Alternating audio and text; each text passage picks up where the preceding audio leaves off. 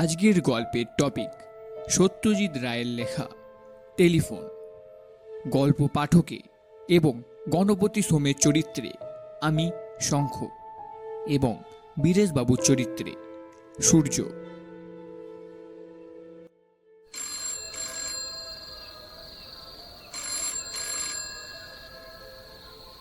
বীরেশবাবু বিরক্ত হয়ে খাটের পাশে টেবিলের ওপর রাখা টেলিফোনটার দিকে দেখলেন। টেলিফোনের পাশেই ঘড়ি, তাতে 12টা বাজে, রাত 12টা।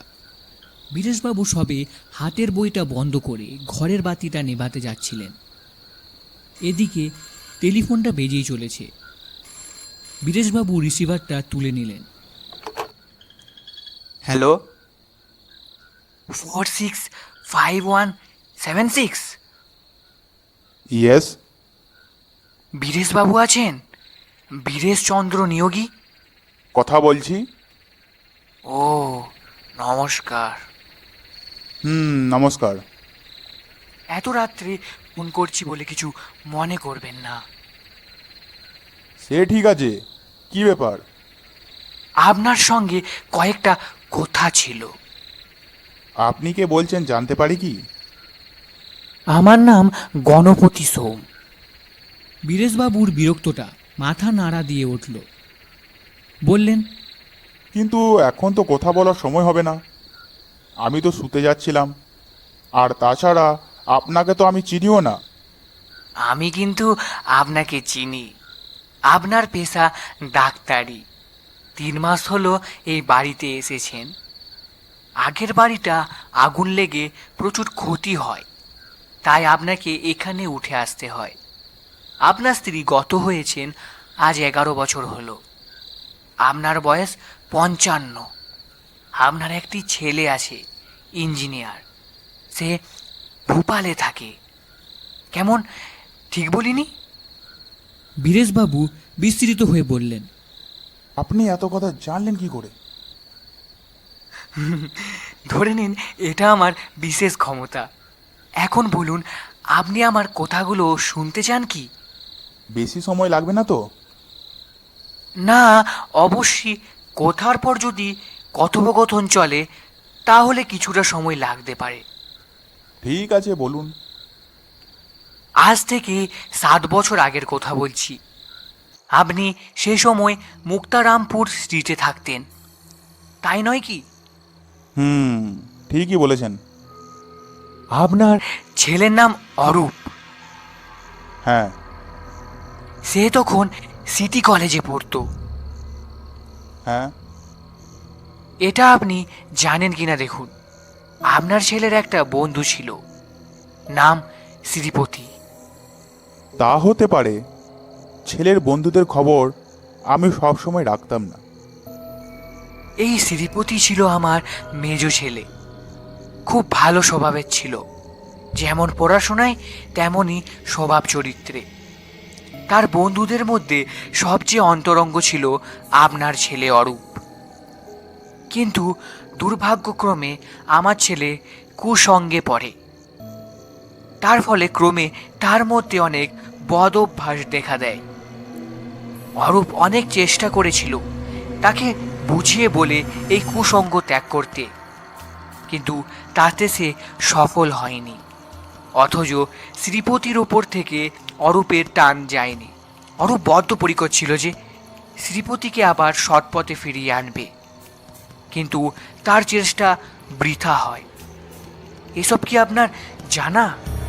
অরূপের এই বন্ধুকে আমি দেখেছি, কিন্তু যে সে কুৎসঙ্গে পড়েছে সেটা আমি জানতাম না। এবার একটা দুর্ঘটনার কথা বলি। আমার ছেলেকে জুয়ার নেশায় ধরে। সে রেসের মাঠে যেতে শুরু করে। তার ফলে তার অনেক হার হয় এবং বিস্তার দেনা হয়ে যায়।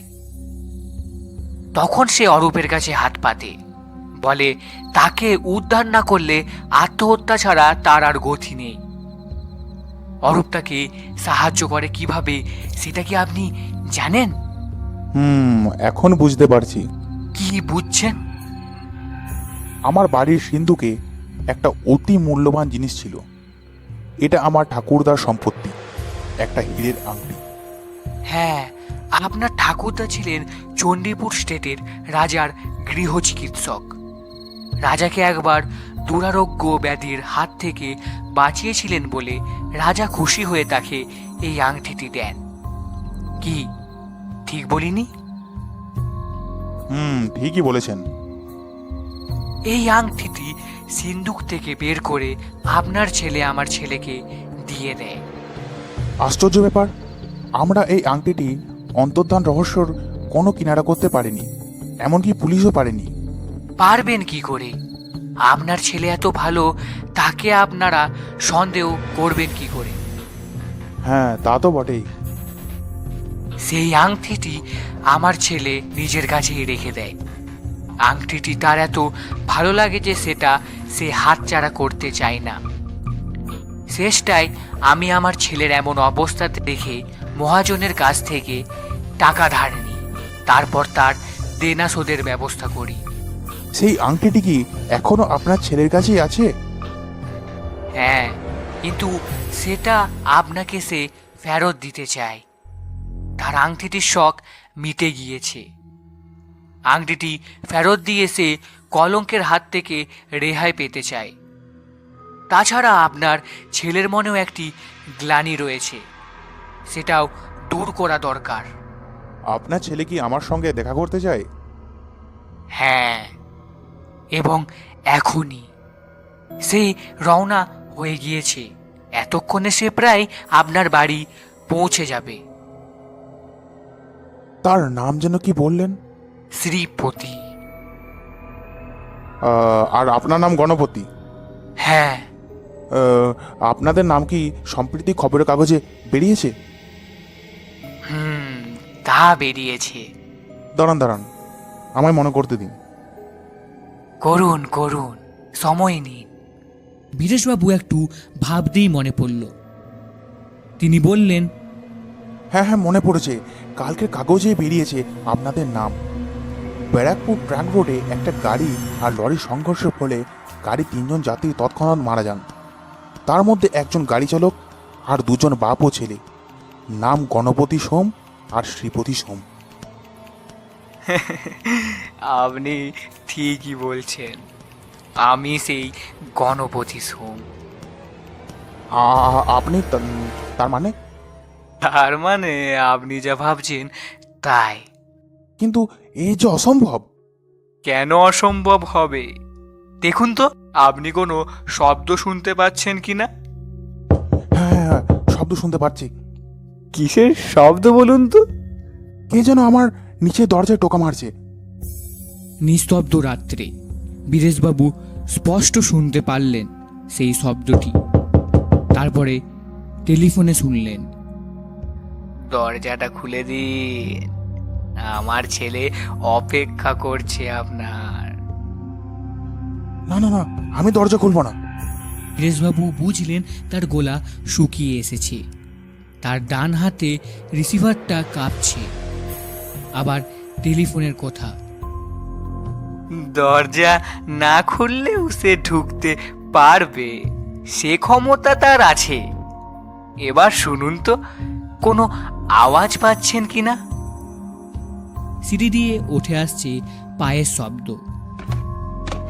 আপনি কোনো চিন্তা করবেন না বীরেশবাবু, সে আপনাকে বিরক্ত করবে না।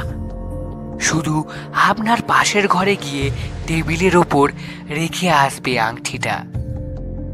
চরম আতঙ্কে বীরেশবাবু বললেন, আপনি আপনার ছেলেকে ডেকে নিন। তার তো উপায় নেই বীরেশবাবু, সে আপনার দোতলায় পৌঁছে গিয়েছে। বীরেশবাবু স্পষ্ট শুনলেন পাশের ঘরের পায়ের শব্দ। শব্দটা এক মুহূর্তের জন্য থামল, তারপর আবার শোনা গেল। এবার সিঁড়ি দিয়ে নেমে যাওয়ার শব্দ। টেলিফোনেও কথা এলো, এবারে আপনি নিশ্চিন্ত। আপনি টেলিফোন রেখে পাশের ঘরে গিয়ে দেখুন, আমি আসি। আপনার সঙ্গে আলাপ করে ভালো লাগলো। Good night. বীরেশবাবু রিসিভারটা রেখে দিলেন। তার কপালে এই পৌষ মাসেও ঘাম। কিছুক্ষণ বিছানায় চুপ করে বসে থেকে তিনি উঠলেন। অতি সন্তর্পণে এগিয়ে গিয়ে পাশের ঘরের ভেজানো দরজাটা খুলে ঘরে ঢুকে বাতিটা জ্বালালেন। হ্যাঁ, সত্যিই পড়ে আছে টেবিলের ওপরে। এই অল্প আলোতেও ঝলমল করছে 7 বছর আগে হারিয়ে যাওয়া ঠাকুরদার সেই আংটিটি।